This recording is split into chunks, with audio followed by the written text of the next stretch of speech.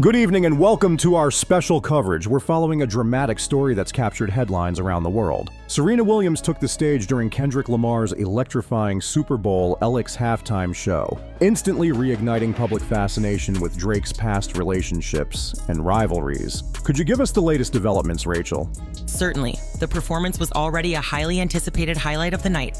Kendrick Lamar brought his trademark high energy, but the moment Serena appeared, viewers immediately remembered her rumored connection with Drake. Fans flooded social media, speculating whether her appearance was a subtle swipe at Drake, given Lamar's well-known rivalry with him. This has opened the floodgates on Drake's entire romantic history, from his flirtatious courtside appearances with Serena to his on-again, off-again saga with Rihanna, his past involvement with SZA, and more. People want to know why this cameo happened now and if it symbolizes any deeper drama between music's biggest names.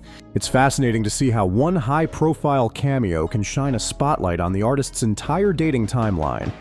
Let's start with that long-standing rumor involving Serena and Drake. Many recall him cheering at her matches as early as 2011. What's driving this renewed focus on their possible past? Observers have pointed out that he didn't just pop in at random events. He was in the stands at multiple tournaments, congratulating her with playful tweets and showing a level of enthusiasm that went beyond casual fandom. The real tipping point came in 2015 when they were spotted at a Cincinnati restaurant looking, in the words of onlookers, very cozy. Neither ever confirmed an actual romance, but over the years, Drake slipped possible references into his songs. Then Serena married tech entrepreneur Alexis Ohanian in 2017, and fans assumed any speculation about her and Drake was done. However, seeing her on Lamar's stage, given the tension between Lamar and Drake, has revived every question about her relationship with Drake. It's almost as if the cultural memory of that rumored romance never really faded. It's certainly keeping social media detectives busy. Now, how does the Kendrick-Lamar rivalry tie into this? We know their friction has existed for years, ignited by subtle diss tracks and rumored behind-the-scenes tensions. But why is it suddenly flaring up again over a single halftime cameo? A cameo can carry a powerful symbolic weight, especially in hip-hop culture where alliances and rivalries often play out in public arenas like award shows and major events. This latest episode harks back to 2013, when Kendrick Lamar's verse on Control challenged top-tier rappers by name, Drake included.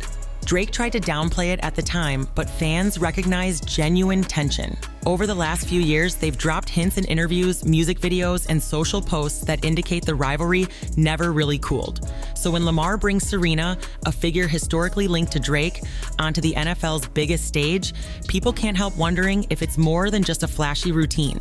That said, we don't have explicit proof of intent, no direct lines calling Drake out, but in rap, indirect references can speak volumes. So this cameo effectively fused sports and entertainment in a way that's stoking the flames of an old rap feud. Let's widen the lens on Drake's overall dating history. Beyond Serena, he's been linked to a remarkable lineup, including SZA, Rihanna, Jennifer Lopez, and more. Why are people so fixated on his personal life? It's partly because Drake incorporates these experiences into his lyrics, creating a puzzle fans love trying to solve. He's known for referencing real-life encounters in cryptic ways, sometimes dropping names outright and other times hinting with subtle wordplay. Then there's the sheer star power of his rumored partners. Pair that with the fact that Drake has always been emotionally open in his music, addressing heartache and vulnerability, so his relationships feel personal to listeners. Each rumor or confirmed liaison feeds a cultural narrative about him. Is he a hopeless romantic, an elusive bachelor, or something else altogether? People are fascinated by that dynamic and keep tuning in for the next reveal. Why do you think that is, and how does it contrast with his other high-profile connections? That's right. They both quickly framed it as a youthful, positive experience. SZA even joked about the date mismatch, stressing there was no hard feeling between them. Unlike some of Drake's other romances, there's no tension or mysterious references fueling speculation. SZA has her own orbit of fame through Top Dog Entertainment, and ironically, TDE is Lamar's camp. Yet she's kept a neutral stance on the Drake-Lamar rivalry, never fanning those flames. In many ways, their connection is the calmest storyline in Drake's dating catalog. There's mutual respect, no ugly breakup narrative. Fans like seeing that side of him too. SZA definitely offers a contrast to the public on and off dynamic we saw with Rihanna. But it was complicated. Remind us how that played out and why it's still one of the most talked about celebrity pairings in recent memory.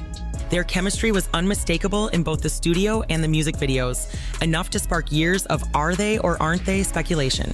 The moment everyone remembers is the 2016 MTV VMAs, when Drake presented Rihanna with the Michael Jackson Video Vanguard Award and professed his admiration live on stage.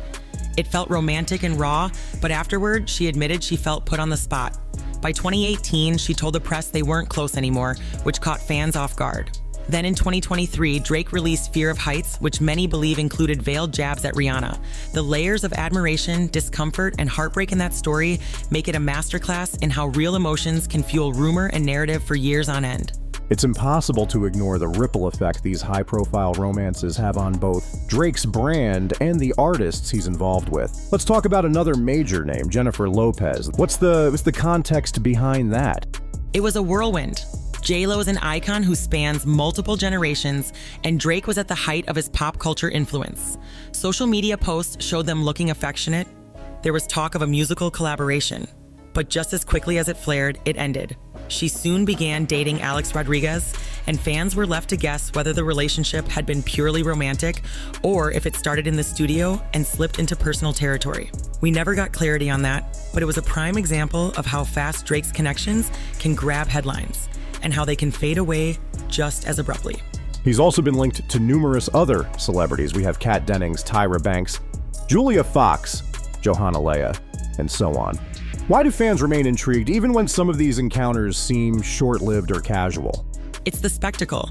Some of these outings make waves purely for how extravagant or random they appear, like booking an entire stadium for a private dinner date or going on a theme park date with a supermodel turned TV mogul. Even when they're quick flings or one-time hangouts, they fuel Drake's image as a global superstar who can make grand gestures on a whim. People love to see what impossible scenario he'll create next, and the question always lingers. Will we see references to this in his next track? That anticipation keeps folks watching. Now, let's shift to Drake's personal growth. He's a father to Adonis with artist Sophie Brousseau. That revelation changed the narrative around him, didn't it? Absolutely. For years, he was labeled as a romantically unsettled artist. Then news emerged in 2018 about his son, and everything shifted. He kept the details private at first, referencing fatherhood subtly in his lyrics. Eventually, though, he introduced Adonis to fans on social media by sharing birthday parties, father-son moments, and even acknowledging the challenges of raising a child in the glare of global fame. It adds another dimension to his image. He's not just the bachelor searching for love, he's responsible for a young life. Many fans appreciate seeing that softer, more domestic side, although it hasn't prevented him from continuing those headline-making romantic gestures. Understood. Let's talk economic impact. Each time these stories resurface, how does it affect streaming numbers, brand sponsorships, and Drake's career as a whole? It can be massive. Whenever a major headline links Drake to someone, whether it's a romance, a feud, or a viral cameo, his discography experiences a spike in streams as fans reanalyze his lyrics for hidden clues. Brands are quick to capitalize on the hype, weaving him into marketing campaigns. His clothing line and OVO sound label also benefit from the heightened publicity. It's a synergy. Controversies and rumors generate public interest, which translates into commercial success. He's truly mastered the art of turning personal intrigue into professional gain. Which brings us back to the Super Bowl. Many are asking if Drake will publicly respond to the halftime show cameo. Any idea how he tends to handle these situations? Will he keep quiet or address it head on? Historically, he has a pattern of cryptic responses. He might drop a new single or freestyle with pointed lyrics that are never explicitly confirmed as jabs. Alternatively, he could post an ambiguous caption or photo on social media that fans interpret as a response. Rarely does he give an official interview directly calling out rivals by name. The ongoing speculation, like this lyric might be about Serena or that line might be shading Kendrick, keeps the hype machine churning. Given the massive Super Bowl platform, I'd wager he'll address it in some veiled artistic way. We'll definitely be on standby for any new songs or Instagram posts. Shifting gears slightly, could you summarize how the feud with Kendrick Lamar has shaped Drake's public perception over the years? They're both regarded as heavyweights redefining modern rap. Lamar is celebrated for his socially conscious themes, while Drake's strength lies in merging catchy hooks with introspective vulnerability. Initially, there was mutual respect. Kendrick even featured on Drake's early tours. However, the Control-verse in 2013 introduced a competitive edge. Hip-hop thrives on the idea of the top spot, and both artists have dominated sales, streaming, and cultural influence. Fans inevitably compare them, searching for any sign of lyrical digs or subtle sabotage. This rivalry frames Drake as either a target or a champion, highlighting how precarious it is at the pinnacle of rap. It's certainly a pivotal narrative. Now let's go back to the Super Bowl cameo one last time. How did it actually look on stage? And what clues, if any, did Serena or Kendrick drop that might point toward an anti-Drake stance? The stage was transformed into a neon-lit tennis court. Serena performed a meticulously choreographed routine that mimicked tennis moves, perfectly synchronized with Lamar's performance. At one point, Lamar recited lines about loyalty and called out those who chase fame over authenticity. While he never directly mentioned Drake, many interpret this as a subtle jab at someone whose personal life often overshadows his art. Serena herself emphasized that it was an incredible experience and praised Lamar's creativity, yet the instant surge of discussions on social media suggests fans are convinced there's a deeper message at play. It's an intriguing puzzle. The big question, what should we expect in the immediate future? Is there potential for a more open conflict, or will the subtle back-and-forth pattern continue? I'd expect more subtlety. Open confrontations are rare. These artists prefer to let the music speak for itself. We might see a series of interviews where questions like, "Was that aimed at Drake?" or "Do you stand with Kendrick?" are asked, but I doubt we'll get direct acknowledgements. Instead, any new track from either side might contain veiled references to halftime shows, tennis, or loyalty, keeping fans buzzing.